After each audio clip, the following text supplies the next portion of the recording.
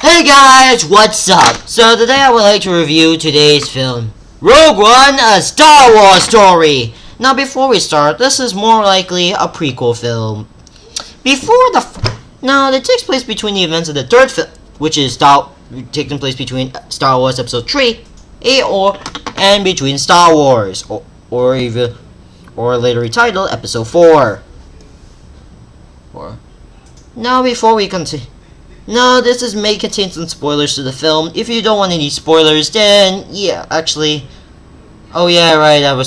Okay. Before we continue, I need to go make this real quick. Before we continue, I would like to give a moment of silence.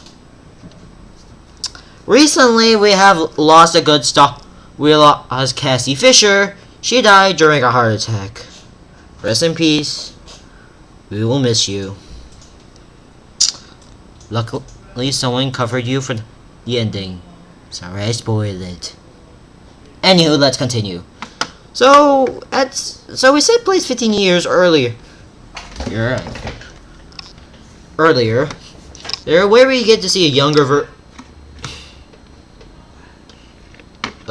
version of G. Yeah, a younger version of her.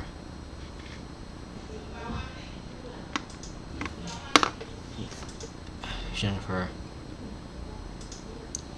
I'm not kidding, they actually showed a younger version of her in this film.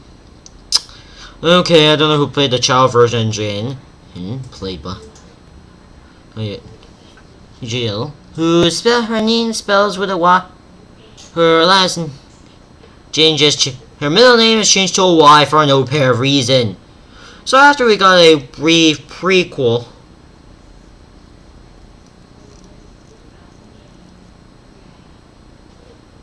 Well, yes, a prequel. After we saw her wife, after Jane's father died, her mom died. Giving her this weird amulet, and then we got Rock, which is obviously a black guy in an armor suit. Oh, then we got. After finding a way, joining to bring them to the rebels after a escape, and after also seeing a recent there was a drone name. Then we got a drone, K2SO. For those of you wondering, the K2SOs are totally different to the ones. Now, I thought this guy was originally C-3PO at first, and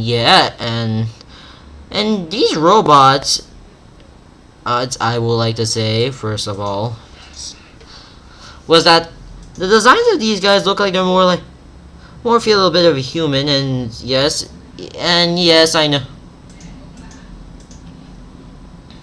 How about that? Now the film is a prequel though, so until that cameo appearance from C-3PO and R2-D2 at least explains that they are not actually clear up the confusion of these characters.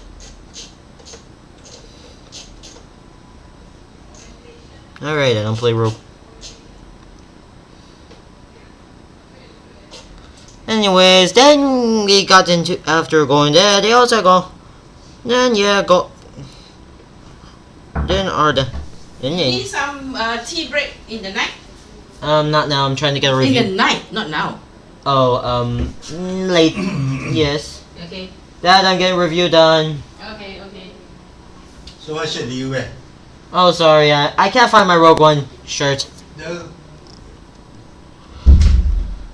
And then after weirdness to say, for those of you wondering, K2S1 were one of those Empire robots, and then got reprogrammed, and then traveled to Germany, which is actually they find some mining some crystals to power the Death Star itself, and then they go into Warriors, and then they pursue and then find a way, and then ambush them, and then we got Charon Ryu, played by a chap. Also, I want to go make this real quick. For those of you wondering who actually plays this guy, it's obviously oddly enough, well, that's how you spell his name. Correct. Oddly enough, is a blind man. I'm not kidding. He mentions that he's a blind man. And to its credit, it lets me. It was a bit funny when I see him like covered his with like the funniest thing of this. Okay, I know this is a bit funny though. Is that he covers his head despite that he's blind. And okay, actually, when he actually tried, he fought. Where I thought, oh well, he's gonna die, and then he like, and then attacks every single one, including everyone missing a shot of him, and then making them accidentally shoot at each other, and then make the. How could he goes straight up Daredevil mode? I'm not kidding. This guy looks like a Daredevil if he's not wearing any. Also, he chants the Force like it's a god or something like that. I kind of know why he enchants it like a god. It's kind of weird. You enchant him like he's like, oh god, like it. I believe in the Force. I believe in the Force. I believe in God. I think the Force is a god. And then we got his friend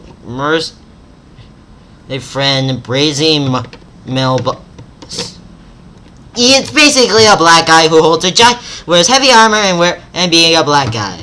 No offense to any black guys I made jokes about.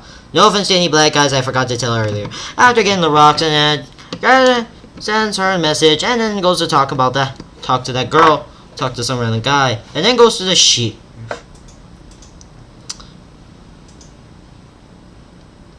And for the yes, I knew. And I know a lot of Star Wars lore if you're wondering.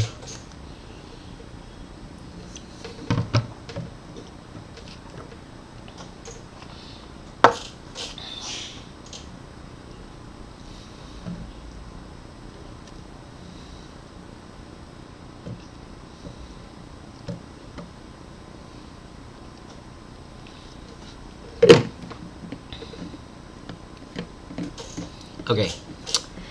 And after that, and then after they go to the rescue, find the message and everything on the Death Star, they also need the power, and then also destroy one black guy, which is that weird guy from the beginning of the film left in the hole.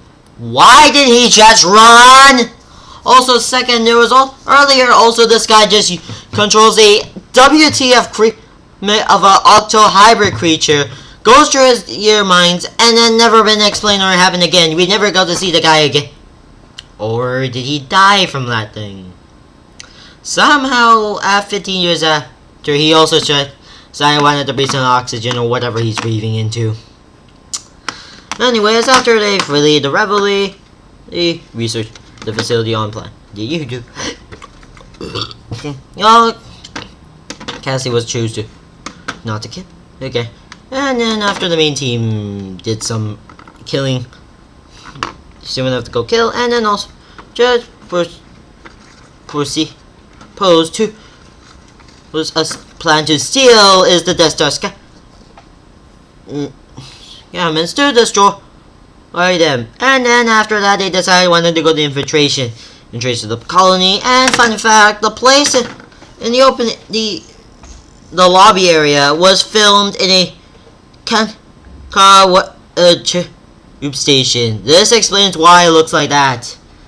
And even the base used a lot as in to make the plant the scarf. And yes, plant scarf is a thing, by the way. And after a bit of weirdness, after they fight, yeah, to its credit, I do like the fight scene there. Now they keep dying to show the examples of that the Force field can destroy anyone. Yes, even killing off good. And oddly enough, they also have women in driving X-fighters. Even old people can drive X-fighters. Maybe they're veterans or something? After that, all of that, and even and then the rest of the cast of the Rogue One Squad, named the title, all died. The planet explodes by the Death Star, and I was like, yeah, they successfully got the schematics. Also, kind of think of it, I actually look at much of this film, they actually more focus on the blaster theme of it rather than more of the lightsabers of the Force. I probably think, and even also using sometimes the baton things, I actually think about the batons, come to think of it. It kind of reminds me of the traitor. aka the guy who uses that weird walking stick baton thing. I thought that was a gun. After finding it to be called, it's this, and yeah, overall it's a good film. And yeah, I do feel that killing off all the good and yeah, even the film says, okay, time to kill all these main characters and never be mentioned or seen again. Boy, episode 8 should mention these guys by now. Well, this explains. I think this is more a prequel to how they get the Death Star.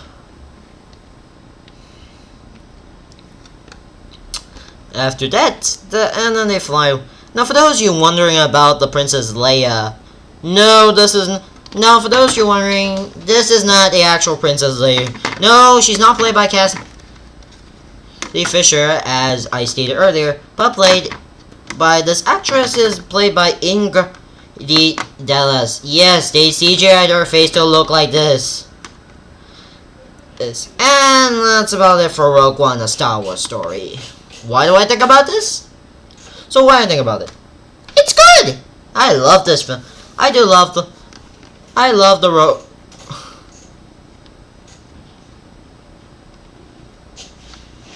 film though.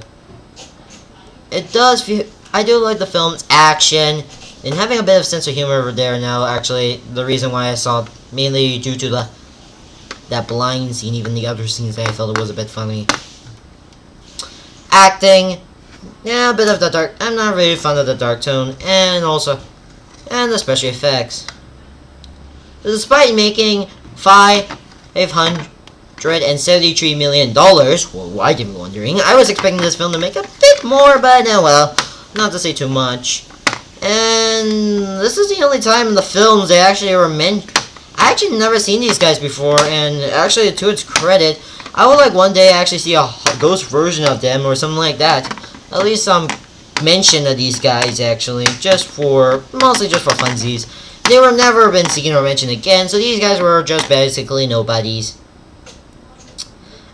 And by the way, yes, I was expecting. No, the lightsaber and the Force were mostly focused on with Darth Vader, and overall, Rogue One, the Star Wars story was pretty good.